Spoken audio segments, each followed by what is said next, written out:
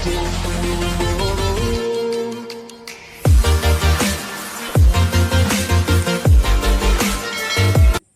មជម្រាបសួរនិងសូមស្វាគមន៍មកកាន់ Channel Dalan TV ចាថ្ងៃនេះដែរយើងមកធ្វើប្រហុកចិញ្ច្រាំ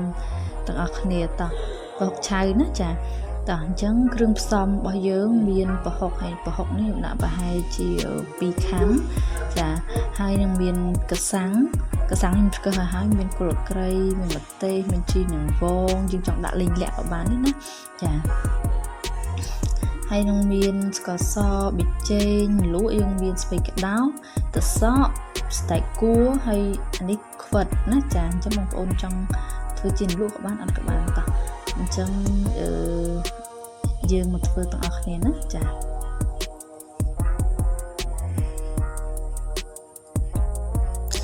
ដំបូងយើងយកបន្លែយើងទៅលាងឲ្យស្អាតលាង 4-5 ទឹកអីសិនមកណាព្រោះយើងញ៉ាំបន្លែឆៅបើសិនយើងលាងអត់ស្អាតទេវាអាចធ្វើឲ្យយើងឈឺពោះឈឺអីចឹងហើយសម្រាប់អ្នកដែលគាត់មិនអាចញ៉ាំបន្លែឆៅបានអញ្ចឹងជិះវាងមួយទៅប្រហុកឆៅនេះមិនបាច់ញ៉ាំទេណោះចាហើយសម្រាប់លក់នេះយើងដាក់ច្រើនជាងនេះក៏បានដែរមានត្រប់មានអីចឹងណាតែបន្លែលក់របស់ខ្ញុំថ្ងៃនេះមានតែប៉ុណ្្នឹងទេតែបន្តមកទៀតយើងត្រាំមកបន្លែមិញទុកមួយឡែកសិនទៅចាបន្តទៀតយើងហាន់គល់ស្លឹកគ្រៃរបស់យើងគល់ស្លឹកគ្រៃដាក់កាន់តែច្រើនកាន់តែឆ្ងាញ់ណាចា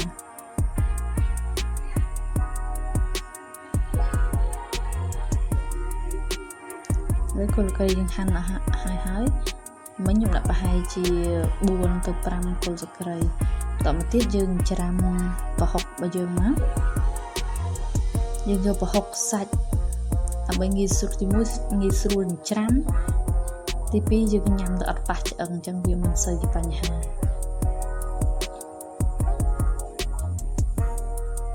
មកទៀតយើងដាក់ខ្ទឹមស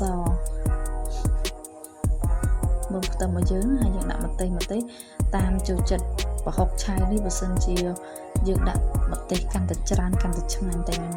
អត់សូវប៉ុនទ្រាំទេអញ្ចឹងខ្ញុំដាក់ម្ទេសទៅ3ទេ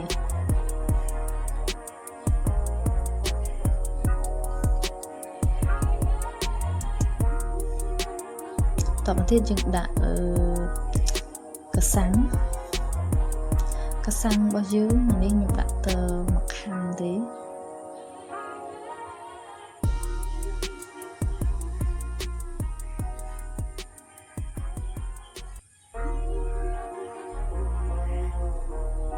ទៀតយើងច្រាំឲ្យវាចូលគ្នាហើយខ្ញុំដាក់ប៊ីចេង1 ស្លាបព្រាកាហ្វេខ្ញុំដាក់ស្ករស3 ស្លាបព្រាកាហ្វេ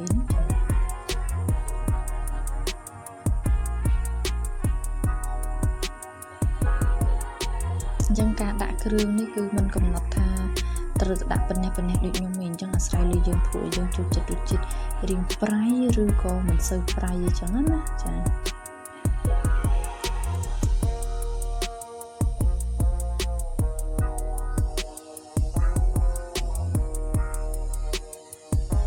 តែប្រហុកច្រាំនេះយើង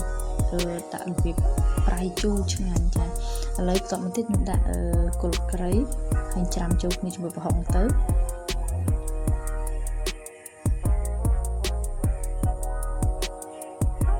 តមកទៀតខ្ញុំដាក់ជីនាងវងហើយតែនិយាយចឹងថាបើសិនជាបងប្អូនចង់ដាក់ជីលីងលាឬក៏ជីណាអីក៏បានដែរអូខេឥឡូវប្រហុកច្រាំរបស់យើងហើយ